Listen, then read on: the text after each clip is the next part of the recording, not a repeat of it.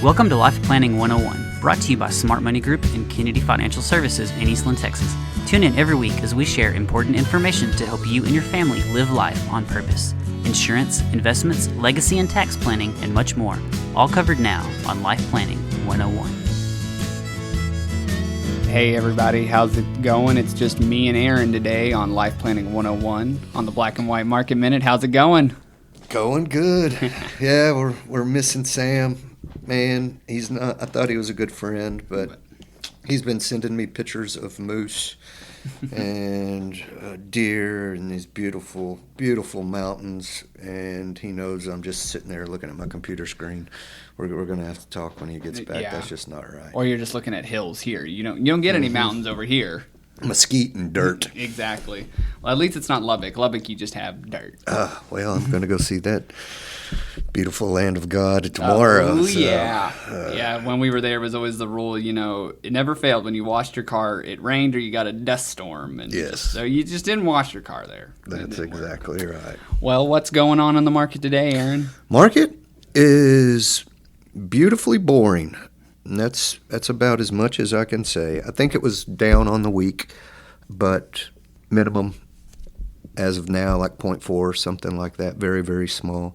We've had a couple of up days, but they were minimum as well. Just not a lot's happened. It's kind of crazy. Nvidia posted earnings, so we thought there would be some movement. And again, they knocked it out of the park. But I think people are seeing a slowdown in growth, so it was a little bit muted. Haven't really got to dig into it yet, but their slowdown of growth only equated to billions and billions and billions of dollars. There's a lot of stuff going on with China, and the wonderful thing about news is it tells you a new thing to worry about every day. Oh, yeah. So now the newest thing is Huawei, a Chinese company, is going to be able to compete with Nvidia, and they're figuring that out. And we're still going through the selling a different chip to China and not the tariffs, but Nvidia's doing the pay-to-play to sell in China. So lots of stuff going on. Didn't do too good for the stock itself, but around earnings, and it's that hot of a stock, it hasn't been that bad. So it's still killing it for the year. But overall, I'm pretty dang excited about where we are. Not quite as excited as I was back in April. I'm not beating the desk or anything like that. Bye. But if you go out and look at sentiment measures, everybody hates this market. Everybody thinks it's going to fail, and you don't get into bubble territory when everybody's negative. We get into bubbles when. Golly, I go to McDonald's and they're telling me what stock I should buy.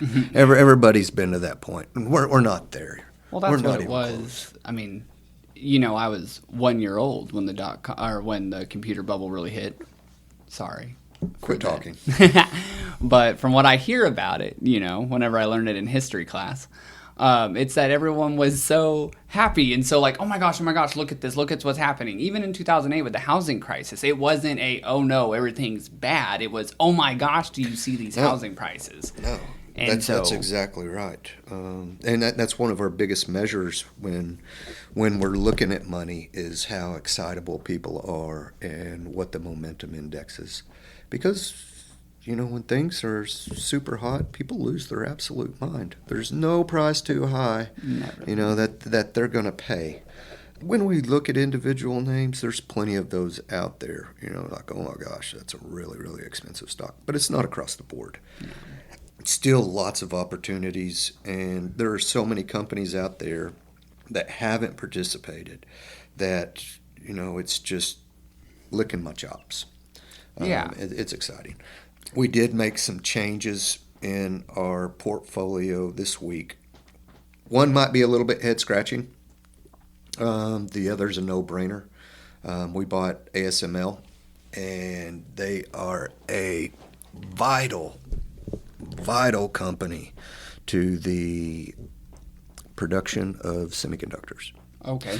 These high-end semiconductors cannot be built without them, and they are the only company, it's a true monopoly, that can build these lithography machines to make these.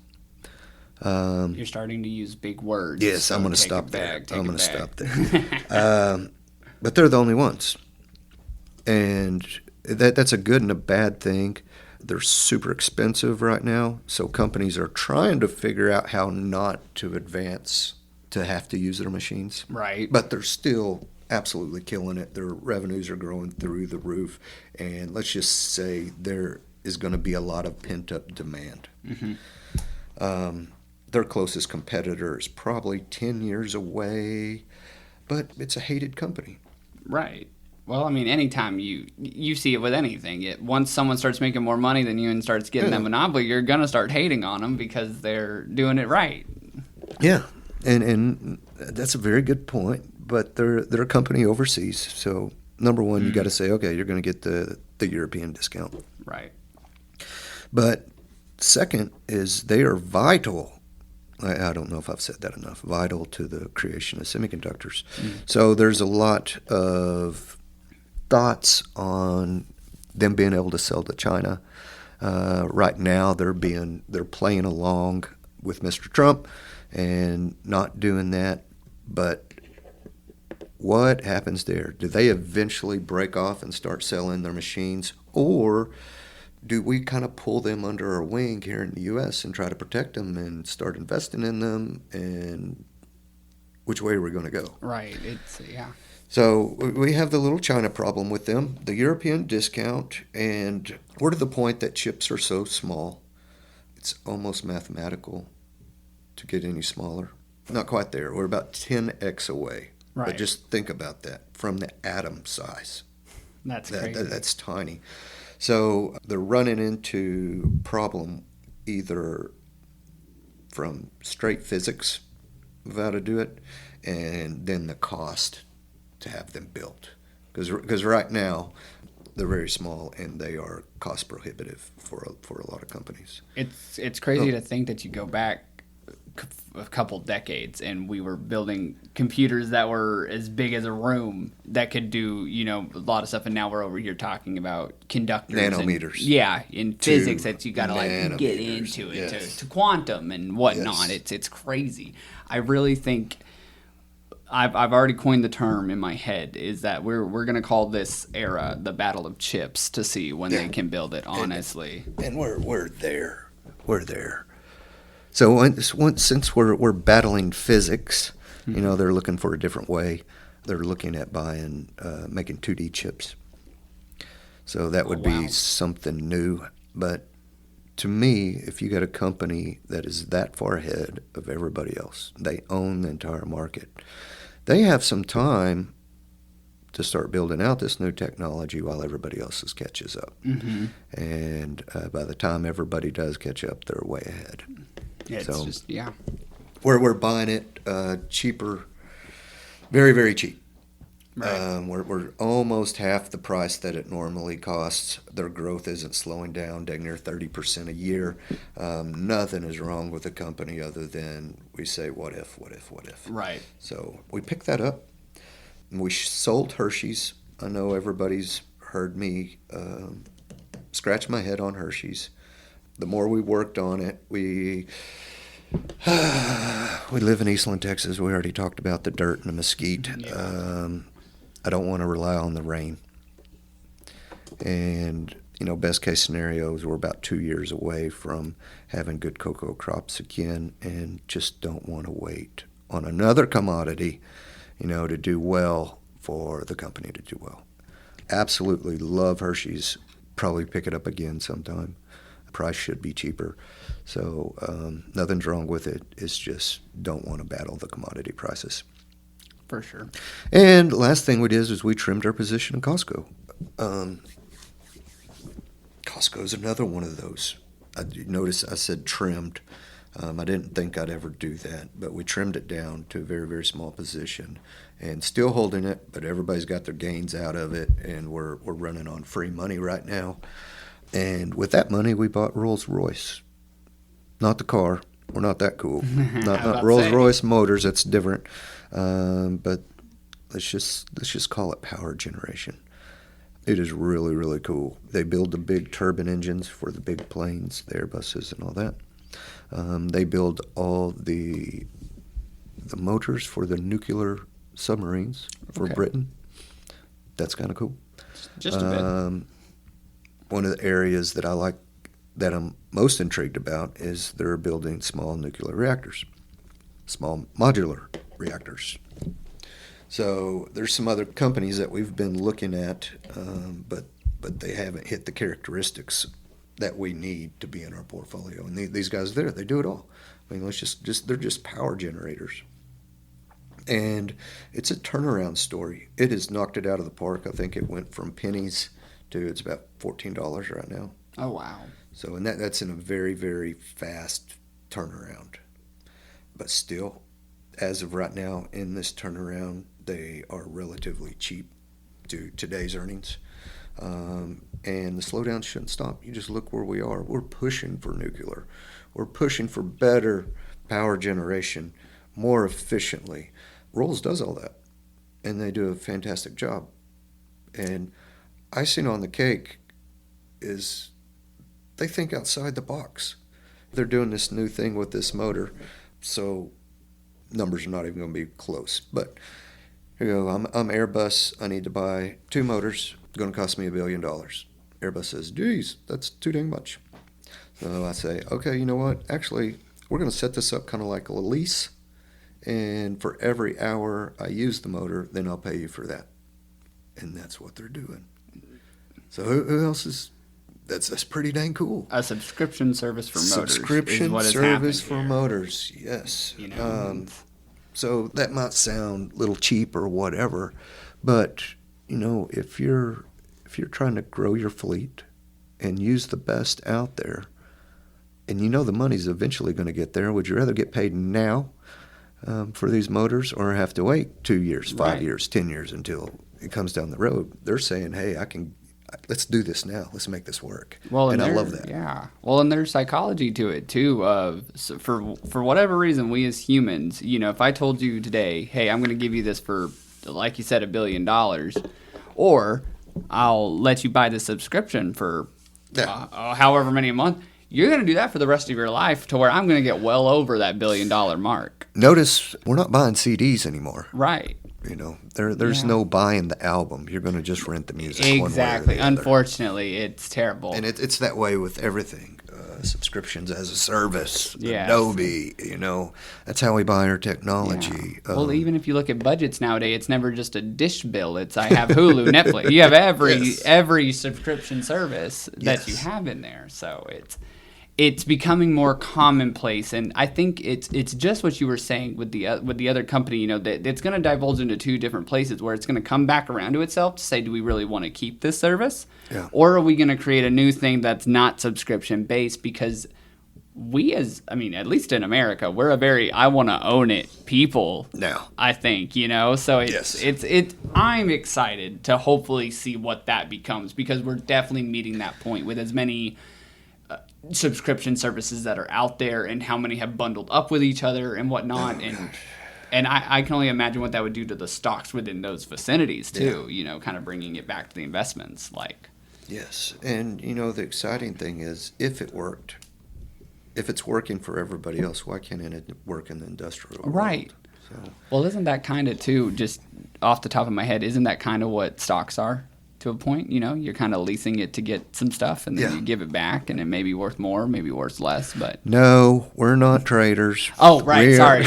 I am sorry. No. But I'm teasing. Yeah, I love the idea, especially if you were in and out. And I'm gonna lease your earnings for a year. I'm gonna lease your cash flow. Yeah, I see. It works. Where it Perfect. Comes into that. Perfect. But taking all of that, I do want to kind of spin the wheel as we kind of wind down the podcast episode. We were kind of talking about this before we started the podcast, and we were talking a little bit about rates and debt and mortgages and whatnot. And what we find a lot of times is people, you hear it all the time on a lot of different podcasts, a lot of services, where you get I'm told you shouldn't have debt. You should pay it off as quick as possible. Dave Ramsey. Yes. Yeah, he's a very big one. And now Ramsey's not wrong in it by any means. There are definitely in some cases where, yes, you want to get out of debt. But what people don't realize is if you're making more on your investments than what you're currently paying in an interest rate, it may make more sense to keep that debt if you're earning more on the interest. Yes. I've got a podcast I need to send you, and it's Dave Ramsey, and he tells his story why he hates debt so much. He was a big real estate guy, flipping homes, this and that, and the banks called his debt. I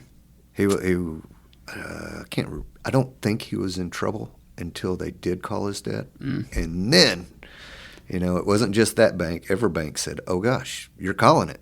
So they all called, and now he has this great hatred for leverage. And that'll do it. And yes. I think, but there is a point to be made there that I think that's where you kind of get into the two sectors of there's bad debt and there's good debt. Yes. There's a limit, to what you need to have. 30% credit card debt, probably not a good idea. No, I think I could have a whole podcast section on credit scores, but when it comes to credit, they always say, you should utilize only about 20 to 22% of your credit limit. And that looks good to credit. And so that is good. Now, you don't want to have 5 credit cards that are maxed out. Right. Now, that's good. That's a problem. And, I've heard this my whole life. You always want to use somebody else's money to make money. Right. And when they say that, it is absolute. They're talking about debt. And there is nothing wrong with debt as long as you have the cash flow to service it. Exactly. So where the risk comes in, if you've done all this work, and yes, the leverage makes sense from a math standpoint, it works. Now you got to go one more step and say how safe is this cash flow? Because it does not matter if you're covering your debt by 300%, 1,000%, 10,000%. But in the month of June, you made nothing.